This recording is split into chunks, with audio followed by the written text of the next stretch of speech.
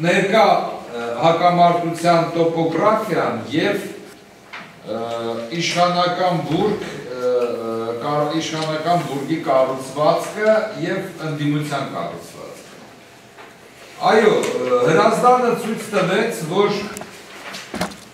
հիմա ընդդիմությունը լուրջ խնդիր ունի մինչև խորհրդարանական ընտրություններ, ինչպես էլ ոգեկոչել մասնակցել ընտրությանը։ Որտեղ շատ հետաքրքիր իրավիճակ ստեղծվեց, 40 մոտավորապես տեղերում գնում էր ընտրություններ, շատ տեղերում մի հոգի էր դրած, մի քաղաքում էլ մոռացա, ընդդիմադիրը կարծեմ Սպիտակում, ընդդիմադիրը հետ վերցրեց, փաստորեն ընդդիմադիր դաշտը փորձեց Վատերլոուի ճակատամարտ անել մի տեղում, այն էլ բնական է, ազնիվ չէ, բայց պարտվեց և պարտվեց Սովետի ժամանակ այդպիսի հասկացողություն կա, Աբրազցովը պակասացիլնի կալխոզ։ Իշխանությունը ընդդիմությունին ցույց տվեց Աբրազցովը պակասացիլնի պրոյգրիշ։ Հիմա ընդդիմությունը ունի այս խնդիրը։ Արա Արությունյանը ճիշտ մեկնաբանեց, որ այո, ամպա ընդդիմությունը, որովհետև մի քանի հարցերի սկզբունքային պատասխան չկա։ Իշխանությունը վերցրինք հետո, իշխանությունը ոնց ենք վերցնում, էլի պարզ չի, ինչի համար ենք վերցնում, ինչ խնդիրներ ենք մենք լուծելու, այսինքն մարդ, ես հասարակ կանաչի ծախող եմ, ես պետք է իմանամ, ես այս իշխանությունը որ գա, ջրելու փողը վերցնելու են ինձ, թե չէ, այսինքն սկսած ամենապրիմիտիվ հարցերից, վերջացրած լուրջ հարցերից պատասխան չի տալիս ընդդիմությունը, կգանք լավ կլինի։ Բնական է, այնտեղ տղաներ կան, որ ասում են Ախպեջան, մեզ հիմա էլ է լավ, ինչի մենք պետք է տամ, ինչ խնդիր ենք մենք լուծում։ Ամփոփելով ասածս, ես ուզում եմ ասեմ, որ փաստորեն մենք մի քանի խնդիրներ պետք է այո լուծենք։ Հրազդանի ընտրությունները դա, եթե շատ խորը նայենք, այն ազդակն է, որը գոնե ընդդիմադիր մարդկանց մի մասին պետք է սթափեցնի, չգնանք անպայման ընտրություն, այն ինչ ենք առաջարկում։ Վատը կայանում նրանում, որ մենք գնում ենք Տահրիրի ճանապարհով, վերցնենք իշխանություն, հետո հավաքվենք բանում,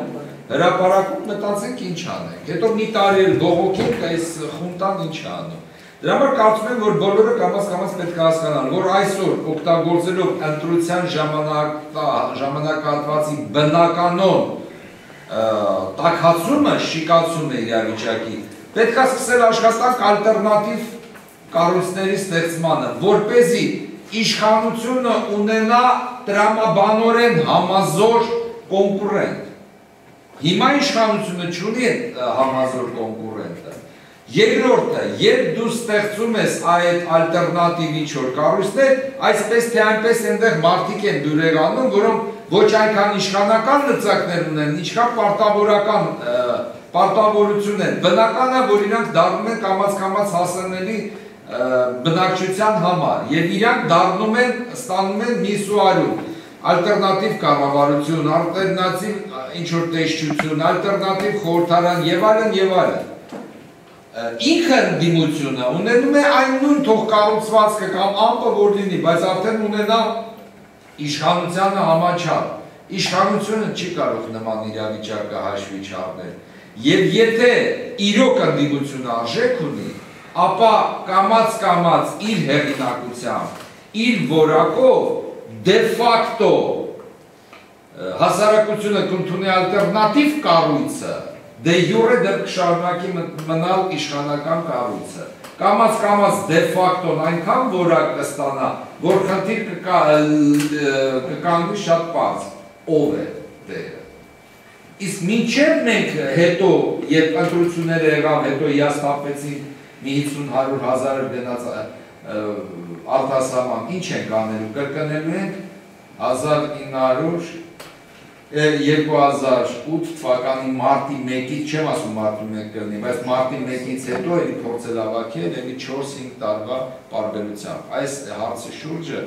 և ես նյութը բերեց ինձ այդ եզրակացության։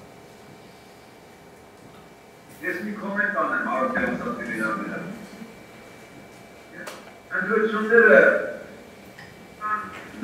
չեն արդեն, իշխանություններին են բեր, վերարտադրման համար իրեն արտաքին տեսքը, ֆորմալ տեսքը պահպանել համար։ Դիմությունը մասնակցելով ընտրություններին, իշխանություններին օգնում է։ Այդ պետք է գիտակցվի և փաստվի։ Նրանք ովքեր որ ասում են, բայց չմասնակցելով մենք զիջում ենք, ոչ, չմասնակցելով դուք ուժ ես տալու։ Օրինակ բոյկոտի գաղափարը, բոյկոտը մի հոգի կարող ամենի, ինքը ակտիվ բոյկոտ է,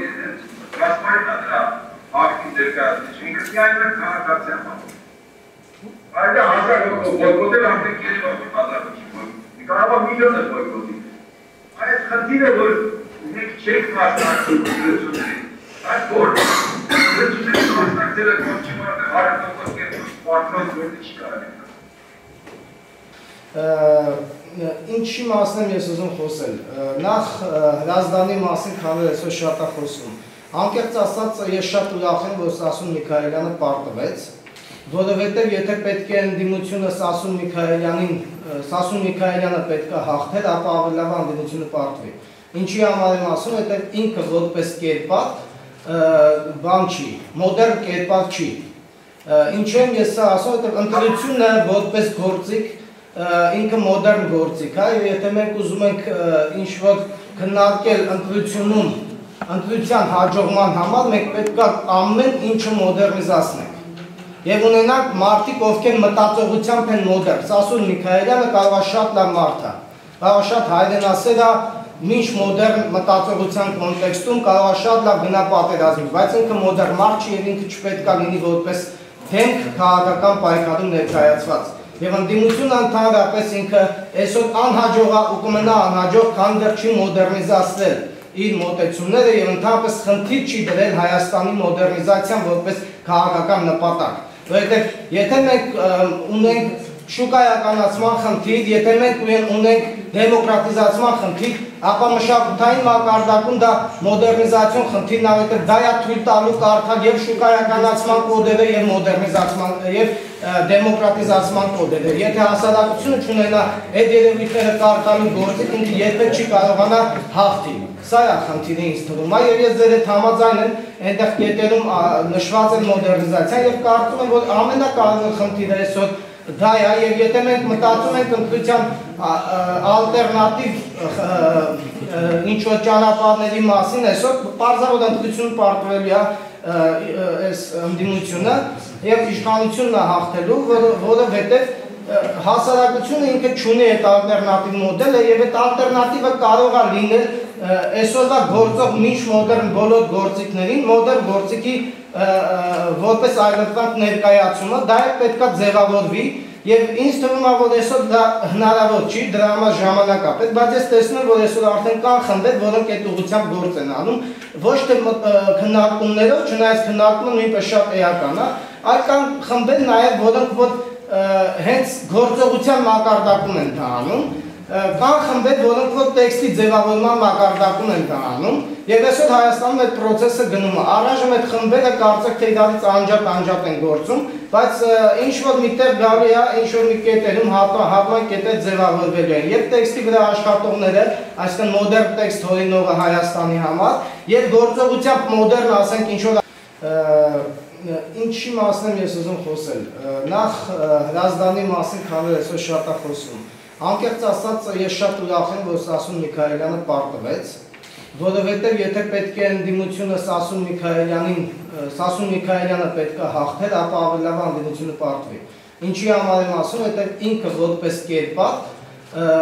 բան չի, մոդեռն կերպար չի։ Ինչ եմ ես սա ասում, որովհետև ընտրությունը որպես գործիք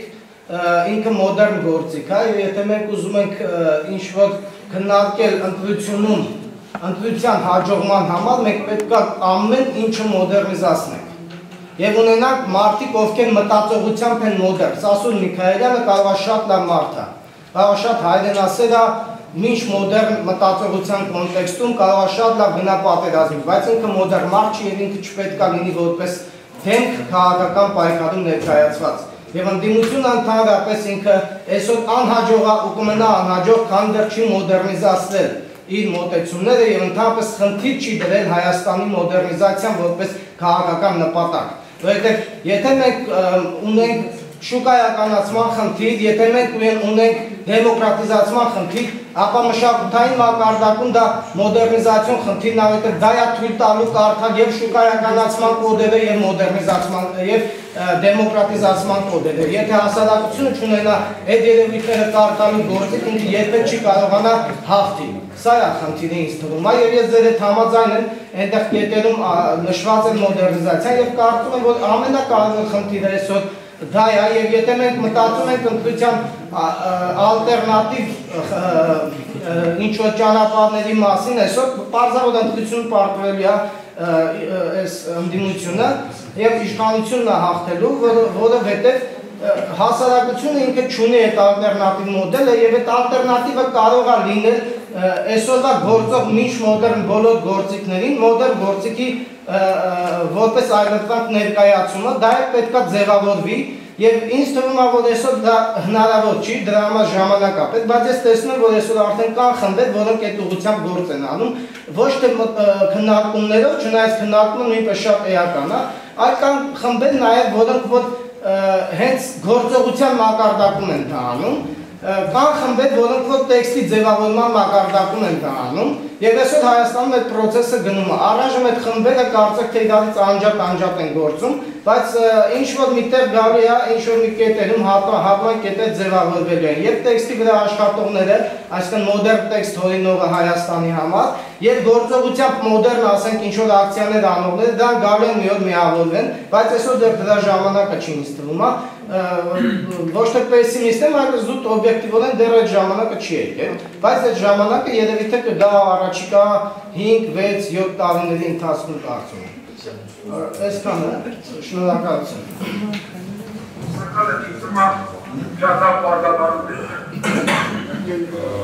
Ուրիշ երևույթի տասնոցների շարքաններ դրվաններ համեցի։ Ես համաձայն եմ նախորդ երկու բանախոսների հետ, որոնք իմ կարծիքով նույն միտքն են արտահայտում, եւ ես նաեւ մի սխալից միտք եմ ուզում հայտնել։ Հասարակության այս տեսակետ կա, որ երկրի նպատակը արդար ընտրություններ են։ Արդար ընտրություններ լինեն ավելի լավ կլինի։ Արդար ընտրությունները իրանցից ոչ մի բան չեն ներկայացնում։ Արդար ընտրությունները ներկայացնում իրանց ինչ-որ մի բան, երբ որ լինում է ընտրելու բան։ Երբ որ ընտրելու բան չկա, ինչ ուզում եք, ասում եք արդար լինի, ուզում եք արդար չլինի, ոչ արդար ընտրությունները ավելի լավ է, քան արդար ընտրությունները։ Եվ երկրորդը, իշխանությունը շատերը կարծում են ընտրության միջոցով չի ձևավորվում։ Իշխանությունը միշտ ձևավորվում է ընտրության միջոցով, թեկուզ ընտրության կեղծելու միջոցով։ Եթե իշխանությունը ընտրությունը կեղծելու միջոցով ձևավորվում է իր կառուցվածքի, ներքին կեղծողների հարաբերությունները, այդ կեղծողների հարաբերությունների փայաչափները, այդ կեղծողների հարաբերությունները ներդրումների, այսինքն ընտրություն կեղծելով ռեալ ընտրությունների ժամանակ իշխանությունն է ձևավորվում։ Եվ ես, եթե դուք հիմա մենք ընտրությունները չմասնակցենք, իշխանությունը ուղղակի կփլուզվի ինքը։ Իր ներքին հարաբերություններում կփլուզվի, ինքը չի կարող ձևավորվել։ Եթե դու իրանից կեղծելու հնարավորություն չես տալի, ինքը քանդվելու է։ Իմ առաջարկը հետևյալն է, մենք հասարակությունը պետք է քննարկի, ոչ թե ընտրությունը կեղծել, չկեղծվել, արդար ընտրություններ կլինեն, չլինեն, այս մենք պետք է քննարկենք ինչ ենք մենք ուզում, այլ ինչ որ ասում է աղասի, ինչ որ ասում է Հարություն, այսինքն մենք պետք է հասկանանք ինչ երկիր ենք ուզում կառուցել եւ սկսենք կառուցել դա, վիրտուալ առումով, տեսական առումով, ընտրությունների մասին մոռացեք եւ ամեն ինչ իր տեղին իրանք ընկնի։ Կարելի է վիճել շատ մտքերի շուրջ, որոնք որ ներկայացված են կոնկրետ այդ մոդելի մեջ, բայց ինքը մոտեցումը մոդելային ճիշտ է։ Եվ օգտակար է նման քննարկումների համար որպես գործիք։ Ինչ վերաբերվում է հնչեց մտքերի։ Չկա իմ կարծիքով նման դրություն, որ ընդդիմությունը չգիտի ինչի համար է գնում իշխանությունը վերցնելու։ Ընդդիմությունը չի ասում հանրությանը ինչ է անելու իշխանությունը վերցնելուց հետո։ Այս ընդդիմության ղեկավարները դա շատ լավ գիտեն։ ինչ են իրենք անելու իշխանությունը վերցնելուց հետո։ Հասարակությանը չասել եւ չիմանալ տարբեր բաներ։ Կուսակցությունները մենք ունենք ակնհայտ կուսակցությունների կրիզիս։ Կուսակցությունները չեն կարող անկեղծ լինել հասարակության հետ, չեն կարող։ Կուսակցությունները չեն կարող էֆեկտիվ լինել, նույնիսկ իրենց պայքարի մեջ էֆեկտիվ չեն, Հրազդանը դա ցույց տվեց, եւ կեղծ ընտրությունների խնդիրը դա անկարող կուսակցությունների խնդիրն է իրականում։ Ինչ կուսակցությունների ընտրություն ունենք, այսօր մենք գիտենք։ Կուսակցությունները ունեն գաղափարախոսության խնդիր, այո ունեն, որտեղ պարզ չի ով ումա պաշտպանում, ով ում շահերից է հանդես գալիս։ Ըստ էության բոլոր կուսակցությունները պաշտպանում են կապիտալի շահերը։ Այսօր խաղացող բոլոր գոյություն ունեցող կուսակցությունները այդտեղից են գալի։ Ինչու՞։ Կուսակցական գործունեության համար անհրաժեշտ է փող։ Այլընտրանքային կուսակցությունը ինչ ֆինանսավորման աղբյուրներ ունի։ Պետությունը չի ֆինանսավորում, հասարակությունը չունի առհասարակ որևէ բան ֆինանսավորելու մշակույթ, սկսած պրոտեստային շարժումներից վերջացրած քաղաքական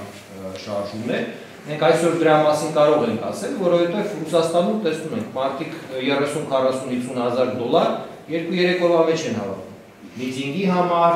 չգիտեմ ինչի համար, ու դա մեծ բան չի։ 20-30 հազար հոգի մարդ, եթե Հայաստանում կողմնակից լինեն տղուտը պաշտպանելու համար, 1000 դրամ տալով, չէ, 20-30 միլիոն գումար կարող առաջանա պրոտեստային շարժումը, անեց կրեատիվ մի հատ բան կդառնա, որ իշխանությունները ոչ թե խնդիր ունենան, պրոստ փախնեն երկրից։ Մի հատ տեսնենք Ռուսաստանում ինչ է կատարվում։ Չէ, ինտերնետը բացենք Պուտինի Եդինեյ Ռոսիայի այսօր PR դրությունը։ Ջախեցին, փշրեցին, շպրտեցին։ Չէ, Հայաստանում կա այդ դրությունը, չկա։ Իհարկե մենք պետք է նոր գիտելիքը վերցնենք, եւ այս մոդելի հետ ես համաձայն եմ, որտեղ ասում եք, որ նոր գիտելիքը մտնում է, առաջինը արձագանքում են երիտասարդությունը, իրենք են ավելի ազատված կարծրատիպերից եւ կենսագրական խնդիրներ չունեն, որտեղ կենսագրությունը խանգարում է գործիչներին։ Սուտը, որը որ գործիչները խնդիր ունեն, ստի պրոբլեմ ունեն, շատերը, գալիս է իրանց հենց կենսագրական շատ էլեմենտներից եւ այսօր իրանք չեն կարող անկեղծ լինել, որովհետեւ իրանք էլ են անցյալում, այս արել կամ այն արել կամ եւ այլն։ Իհարկե երիտասարդության ներգրավումը պրոտեստային շարժման մեջ դա ճանապարհ է եւ իհարկե պետք է փորձել ստեղծել համակերպող կոորդինացնող ինչ որ կառույցներ, որոնք ոչ թե դարձնեն ընդդիմադիր պրոտեստային պայքարը մոնոլիթ մի սուբյեկտ, այլ սպասարկեն այն բնական պրոտեստային խմբերը, որոնք որ ձևավորվում են անկեղծ այսօր եւ կան այսօր մեզանում, եւ տան իրենց այն, ինչը որ նրանց անհրաժեշտ է, ոչ թե փորձեն իրենց կառավարեն ու ասեն գնացեն ցարական, նենց ցարական եւ այլն եւ այլն։ Այսօր ես դրանում եմ տեսնում մեր անմիջական խնդիրը այս 2012 թվականի ենթադրենք պատմական տրենդի վրա ինչ կարող ենք անել։ Ունենք այն ինչ ունենք, պետք է աշխատենք այն ռեսուրսներով, որոնք որ կան։ Եվ բնականաբար այս մեթոդը, այս մոտեցումները դասակարգելու իրանք օգտակար են ստեղծել։ Շնորհակալություն։ Ես եթե կարելի է մի րոպե արձագանքեմ, հաշվարկեմ։ Ուրեմն ֆինանսավորման խնդիրը ամենասկսային խնդիրն է։ Ուրեմն մեր հարությունը չունի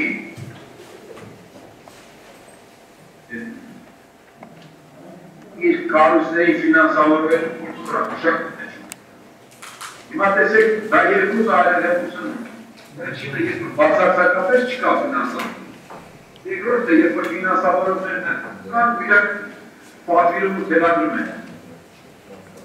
Երբ որ ֆինանսավորումները շատ են, ու ամեն մեկն հարցում են մասնակցում այդ process-ին, ամեն 100 դրամ տալով ամեն քաղաքացի, ստեղծում է իր հանրային կառույցը, մասնակցում է հանրային կառույցին, դա հարոշ process։ Այս երբ որ հայտնվում է մեկը, որը պիտի հարցնում, դա արդեն մյուս բան է։ Օրինակ Ամերիկայում դա կար, օրենքով ամենագրած, որ կուսակցական ժամանակ ամեն մեկ իրավունք ունի սահմանել մասնակցելու հաստատումներ։ Հաստատություն 2.5 հետո սահմանադրական դատարանը կատաստրոֆիկ որ կորպորացիաները դրանք արտաքին սուբյեկտ են եւ կարող են մասնակցել։ Արդեն աբսուրդի հասան։ Մի դեպքում կարող անել Ամերիկան նախագահին։ Իսկ վերջերս ընդամենը միլիարդ կողմնորոշվել, մեկին սկսեց սատանը, այդ վերջին դեպք բարձրացան որոշիչներ։ Այսինքն ընտրությունները եթե այսպես շարունակվի ամերիկյան կողմերը։ Հայաստանից օրինակ մենակ որ այդ մասնակից են։ Այս թվին, ես որ հաշվում եմ մասնակցում եմ, մինչև ընտրությունները մենք կողմերի կողմում։ Հետո ընտրությունների ժամանակ, երբ որ արդեն տեսան, որ կարող է պատահի Վազգեն Մանուկյանը հաղթի, այդ գրասենյակը լսվեց և մարդկանց, և սկսեց փող դնել ուսակցության։ Եվ երեք որ հետո այնքան փողատներ են եղան, չողը չէր։ Մարդիկ էին գալիս, որ պատիոս ուզում են ուղղակի օգնել։ Երբ որ երեք որ հետո մեկին կարգով արգել մեծ փող վերցնել։ Որովհետև մենք գիտենք այդ փողը հետո շատ թանկ է նստելու։ Այսինքն խնդիրը պետք է գնա հասարակության փոքր ներդնողների մասին, մարդիկ որ փոքր գումարներով մասնակցեն, եւ երկրորդ այն մարդկանց մասին, որոնք կարող են մեծ գումարներով մասնակցել, բայց քաղաքական շահագրգռություններ չունեն։ Ինտելեկտուալ մարդիկ են ասենք, որոնք ուզում են process-ին մասնակից լինել եւ հրապարակավ են անում։ Թող տալը պետք է բացահայտվի, բայց սա շատ կարևոր խնդիր է բացատրել։ Անդրեաս, կարծում եմ, որ սա պետք է հենց նպատակային խնդիրներից մեկը լինի, որ հասարակությունը պարտավորված դեպ կանգնի ինքն իրեն, այդ փողը չի տալիս տերիտային կուսակցության անհատներին, փողը տալիս է ինքն իրեն, դա սկզբունքային հարց։ Կոնկրետ պրոտեստային խնդիրների համար, խնդիրները պետք է հայտարարվեն եւ հասարակությանը առաջադրվեն, ֆինանսավորի, որ մենք անենք, մենք գործիչներն ենք, մենք կգնանք անենք, մեզ կծեծեն, թե ինչ կանենք, բայց դու ինչ կարաս անես, կարող ես սատարես, ինչով, կամ կոներկայությամբ, կամ գումարով, դա տրամաբանական կարծիքով։ Ես առաջարկում եմ 5000 վերցնելու փոխարեն տալ 5000։ Անդրեաս, Մարկսի Բենքը Նյու Յորքի փայատերից մեկն էր ֆինանսավորում, որ իր գրքերը գրի։ Կապիտալը եւ ուրիշ ելույթ ունեցողներ հակմանվել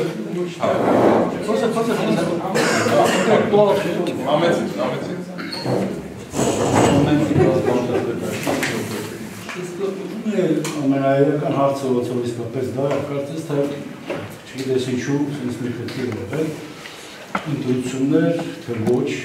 ընտրություններ ֆետիշ Հայաստանում չունի բառը սովորել տեքստ բառը մի անգամ ես ումայնախոսեցի կրակի մեջ է նա երբ գրում է տեքստ բառի շիջը քաղաքական տեքստ բանաները ողոզելը ավոն բանույն են ընտրություններ տարել եթե մենք սահմանադրական պետություն ենք սահմանադրական պետությունում մենաշնորհը իշխանություն ձևավորել հասարակությանը ընտրության միջոցով всё բայց մնացած զրույցները դրա շուրջ այդ շատ հետաքրքիր է որտեղից այս բարձությունները մի կարծիքով որ մարդիկ հայտարարում են որ այս ընտրությունները կերտվելու են ոչ ոք ընտրություններ չի անում սակայն ես մասնակցում այստեղից է արդեն սկսում ողոզվել ու խանգվել ամեն ինչ եւ բազմաթիվ սպեկուլյացիաներ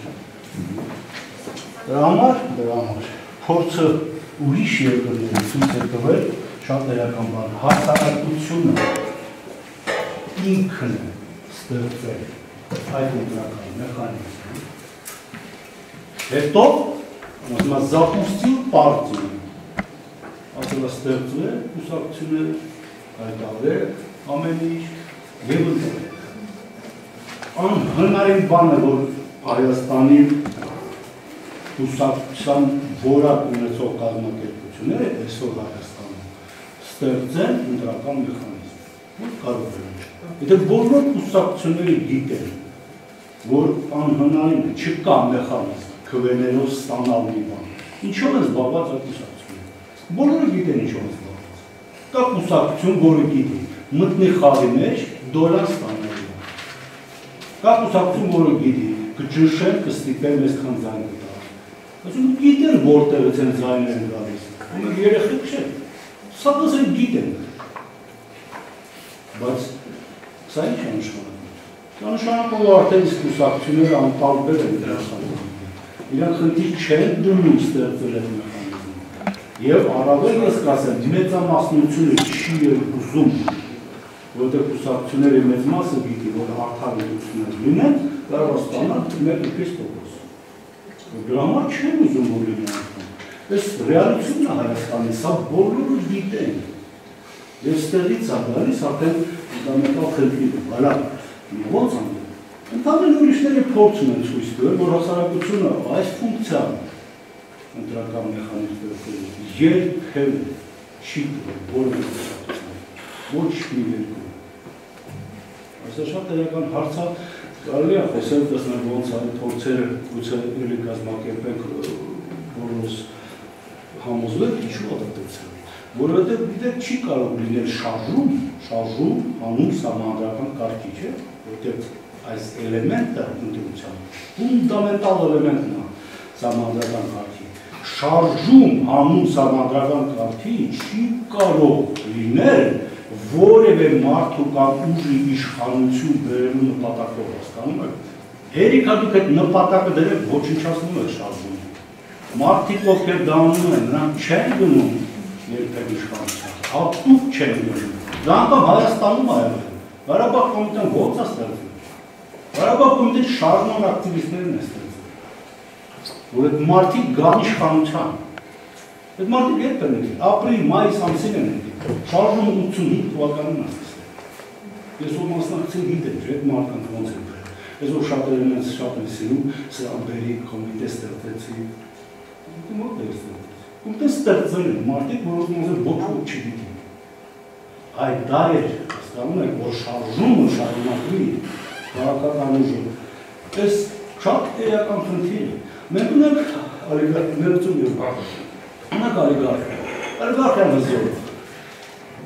Սիմասինում ենք կայրիչ։ Ալիգարխիան ունի միակ թունտեղ։ Ալիգարխը խաղ չունի սեփական մորթապաշտության դեմ հասկանում։ Այստեղ ալիգարխիա պատմում հասարակության։ Որտեղ հասարակությունը տալիս է կադրել, որոնք որ զոհաբերություն զոհվում են, նրանք չեն կարողանում։ Ամենահզոր ռեսուրսը այստեղ է հասարակության։ Դրա համար է պետք շարժում։ Ոչ մի կուսակցական կյանքում չի գնազողվում։ Զոհումը ինչ անեն, նրանք փեշակը իշխանության գնալու են։ Կամ էական տարբերությունը եւ այդ փորձը 20-րդ դարի հեղափոխությունները ինձ էլ հետաքրել են ու ես տեսա իսկապես այդպես է որևէ կուսակցության ոչ ոք դոկուս չի տվել ֆունկցիա չեն տվել այդ հարցը լուծելու որտեղ գիտեին խաբելու են խցելու են դիկտատորը բազեն դրանդ ասում եք շատ է էական պետք է մեծ մոտեր քննարկել ու խոսնել ես մի քանի անգամ ասել եմ մի քիչ դժվար է գիտեք մենք բոլորս ենք մասնակցում շարժման մեջ բոլորս ենք ուզում հաջողությունների գանք արել ու դժվար է մենք տոներ բաներ ասել գուցե եթե չլիներ 2008-ի կուսակցական ղեկավարություն հաղթի կարող է հաղթի եւ այսօր էլ նույնն է այսօր էլ ես տեսնում եմ իհարկե մասնակցել հայտարարելով որ ընտրություններ չի լինելու ամենակուսակցությունները կարող են ոչ մի շարժում նման որոշում կյանքում չի հավաքել